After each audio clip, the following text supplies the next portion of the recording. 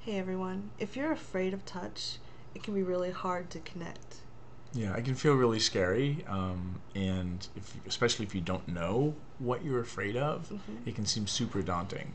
And then what ends up happening is you're not getting enough touch in your life, and there's actually a condition called skin hunger, Yeah. which is a medical condition, which is the psychological effects that start to happen when you're not getting enough touch in your life. And everybody's different around this, but it is one of those things where you can actually be touch starved. Yes. So I'm Cathy Bartoli from the intimacydojo.com. I'm Reid from readaboutsex.com. And it is hard when you're afraid of touch. I've been there. I was very afraid of being hurt, getting too close to someone.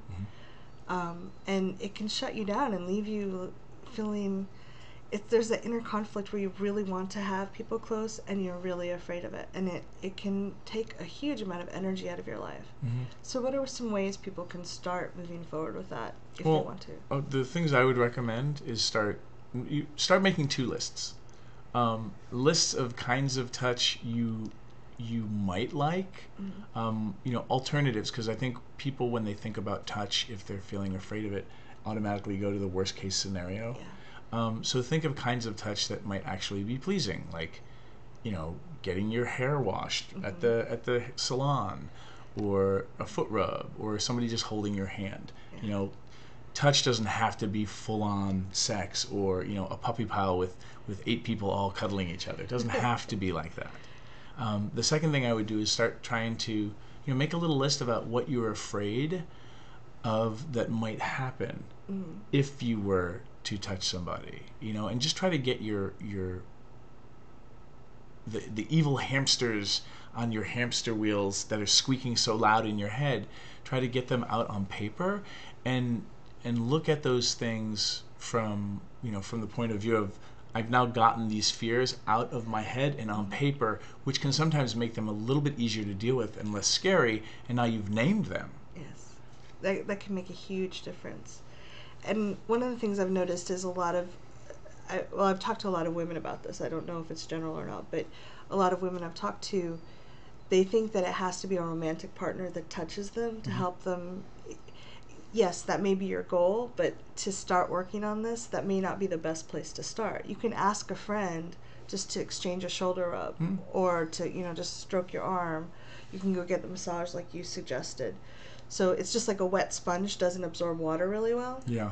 If you're scared anyway and you haven't had a lot of touch, It makes you really wonky. The your skin brain. the skin hunger's crept in, as well as you just being in a high state of anxiety. Yeah. Other things that you can do is, like, think of the people in your community that are safe, that you feel safe around, Mm-hmm. just safe in general. And then those are people that you can go to for a hug, Mm-hmm. or maybe hand holding, or if you have nieces and nephews, or newborn friends who have kids who they're like, please take my kid, just get them Please. away. And you're okay with kids tugging on you or crawling all over you. That might be really useful, Mm-hmm. because kids may be way less intimidating to you than adults if there's some weird dynamic about you being afraid of receiving touch from adults. Right. Other things to look for are, how, what kind of touch, and what kind of setting might make the touch feel safer. Yes. You holding somebody's hands at the movies might be much, much less scary because you're in a public space, Mm-hmm. or in a coffee shop, than cuddling with somebody at home Right. alone. You're not alone because you're with somebody, but so these ideas of, like, if you go to the beach or you're sitting in the park, spooning with somebody and talking at the park may be way less scary Mm-hmm. than you spooning at home, if your anxiety is that the touch might lead to something that you don't want, that which usually is a clue that you don't feel like you can say no. So learning boundaries can be a really powerful Yeah. way to feel safer with touch. Yeah, and like, you learning how to say no powerfully, and hanging out with people that can respect your nose. Mm-hmm. And again, like, we had another video about 7th grade and the anxiety of liking people. Culture taught us as teenagers and as children that we can't control ourselves, and then no one told us that when you grow up into an adult, you actually have some impulse control. Yeah. So some of your fear might be coming from the fact that you believe that people can't control themselves, or you're so starved for touch, you feel like you can't control yourself either. Yeah. If you can also look and see if you think you deserve touch. Mm-hmm. So someone who doesn't feel like they deserve touch may have issues about it. I mean, they may be pulling away from the very thing they want, or they might be really afraid. And if that's the case, you can ask yourself why and do some work with a coach or a therapist to kind of clear some of that, so it's safer. You might be able to do some tapping stuff with Cathy, or you might even be able to go to a cuddle party workshop, which They're is a great. workshop that I created back in 2004 with Marsha Baczynski, and you can go to cuddleparty.com and check out that whole crazy scene.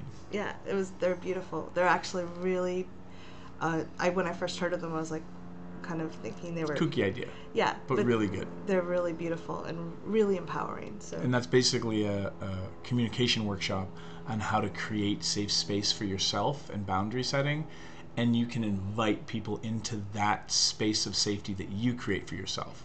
So check that out. And especially let us know how you feel about the rules of cuddling, which are at cuddleparty.com, and you can leave those in the comments below. Yeah, and we'd love to hear how this works for you or what issues you have coming up. Please let us know. Bye.